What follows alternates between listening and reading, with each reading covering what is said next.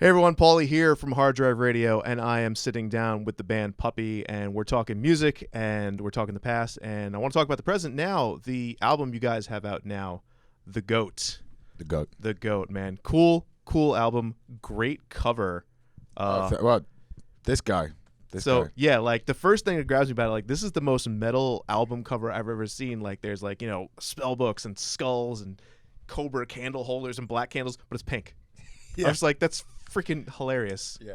Whose idea there was a that? problem with the printing. It was meant to be black and it just came out completely wrong. We wanted it to be like Ruined smoke. it. There was a volcano in the background that spelt puppy in lava coming out of the top, but I don't know what the fuck. I don't know what happened, man. Like, the printers just made everything that one pink, but it worked out pretty well, man. The same thing has happened with your life. We've turned it into a thing now. Yeah, we did that on purpose. We thought you guys liked it. So. Very love nice. it. Yeah, Very bathe me in nice. that pink light. Yeah.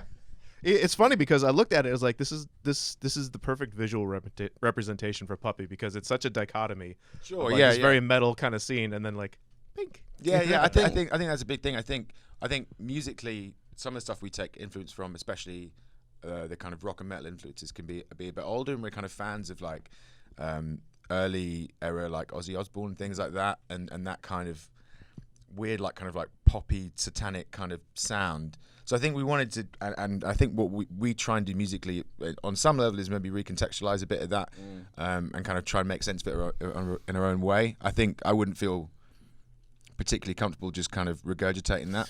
I think a lot of the founding premise or whatever of us hanging out and making music and the videos and the artwork is just trying to find a kind of middle ground, like a place where we kind of feel comfortable making heavy music, because we're not like gnarly metal dudes at all. We're like 3D. Apart from Will. Yeah, Tallman. We're like geeky guys from London who don't really. I definitely feel a bit awkward like playing heavy music somehow, but it's the kind of stuff that we love. So I guess like the name, the sound, the aesthetic is just us trying to find this like balance point, the crossover point of the Venn diagrams of our influences, right? Trying to find that middle pit where everything kind of sits sweetly. The logo for the band looks like something a high school kid would draw in his notebook. Yeah, that literally was kind of that how was it happened. the- It was Billy's buddy, like high school kid that Billy hangs out. Yeah. It's kind of a weird relationship they have, but he kind of he drew. He drew a bunch of different like logos, and literally in a school book, just sketched out, and we were going through them, looking for one that had that quality, and we were like, yeah, that's the guy. When you set out to write this body of work that became The Goat, when did you guys start writing, and how long were you working on it? I think we kind of constantly work from a songwriting perspective on stuff. I think it's just kind of what we do. And it was a long process. The writing process wasn't particularly long, but the recording process took a while. There were just like kind of various things that happened. We kind of had to change producers because of scheduling stuff like halfway through and things like that. And it ended up taking quite a while. But it was cool actually because some songs that we'd written later on, again, not really intending to be on the album, but just songs we were writing, because we ended up getting more time because of stuff like that. We were able to kind of go in. So like songs like World Stand Still, which was the second single we put out, was not originally on the album, and that was just kind of another one we had that we'd been working on. We were like, actually, this is pretty cool. I think in a funny way as well, like we ended up recording it over 2 different studios. We did half it in Rockfield, which is where like Oasis did a bunch of stuff, and like Queen have recorded. We were like super excited to be there, but then we ended up doing the other half at this place called The Ranch, which is near Southampton, and the first session was with Tom Dalgetty, and the second one was with Neil Kennedy. And in a funny way, like I guess there's so many influences and like confusions in our sound as it is. I think we kind of benefited from there being a couple of different people. Confusing it even more by confusing having it, people. People say too many hands spoil the broth. That's not the same. Too many cooks spoil the broth. Too many cooks spoil the broth. Too many hands spoil the cook is the expression, I believe. Yeah. And we had a whole bunch of hands and one cook. Yeah. So make of that what you will. Yeah.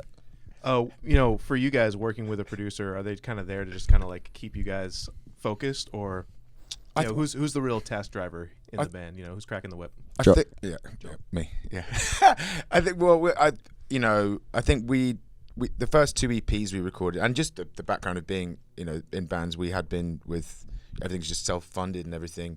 So our experience was always that you drill the song super hard. You can only afford 3 days in like a tiny little studio somewhere, and then you go in and try and record as many as possible. So I think we kind of took that approach into recording the album. So it was just drilling everything like super hard. And I think, I think our songs, our arrangements and stuff is some of the stuff. Maybe our kind of one of our strengths as a band. So nailing that ourselves, and going to the studio, being kind of proud of what we've done, and it's a big part. I think, and yeah, I think gone are the days where Black Sabbath could rent out a studio for 6 months and just toss about some riffs. I think Black Sabbath can still do that. Yeah, maybe Black Sabbath can still do that. Yeah. Gone are the days that sure Puppy that anyone else can. But yeah, so I think it's just practicality, really. So yeah, we just practice super hard, and then just fixed any mistakes by digitally, hiring, which was pretty cool. With session musicians. Yeah. Don't have to sing in tune. You can just tweak it into place. That was very handy. Yeah. Like T-Pain. Oh yeah. That was a big influence on the album. Yep. I just gotta wait for the money to start rolling in. Yeah. Hopefully. Are you soon. guys the kind of band that can write while you're on the road? Nope. No. Not at all. No. I don't know how anyone would do that. The idea of us sat around a kind of hotel room with Billy kind of like tapping on his leg is like so naff. Like, yeah, I tap on my leg quite a lot. Yeah. But I edited the Bathed in Blood video on tour. That's true. Yeah. You did do that. There was nothing else to do. You did do that. Yeah. But it's different, I think, doing that. I think getting this, I don't know, like Jock, Jock is the primary songwriter, right? And I think, I don't know, you need a bit of space probably, I imagine, for that creative impetus, juice to flow. Yeah, creative juice. What normally you're in a decompression unit. Yeah. An isolation and tank. I write the songs entirely in my mind. And then I whistle them to you just while clapping, and you just have to get it from that. Yeah, and that's the relationship we have. What are they called in Minority Report? Like the precogs. Precogs. Jock writes like a precog, and we're like the other two there, and he just says like Sweet breakdown, solo. Yeah. And then the magic happens. Yeah. I do want to get into a couple of songs on the album and start with the track Black Hole, which was the first song I ever heard from you guys. Oh, and, cool, yeah. I think the first song a lot of people in the States are hearing. Uh-huh. Tell me a little bit about that song and just where your mind was when you were writing it. I think that was kind of, it set the tone, I think, for quite a lot of the album. It wasn't the first one we did, but it seemed I think, from my perspective, I don't know how the guys feel, but we hit a bit of a kind of cool pocket of energy there with kind of our ideas and stuff like that. We had songs like there's a track called Demons on there, which was very kind of early on in the process. But with Black Hole, again, I mentioned it earlier, but kind of a bit more of a bounce to it and stuff like that, and kind of a super simple riff.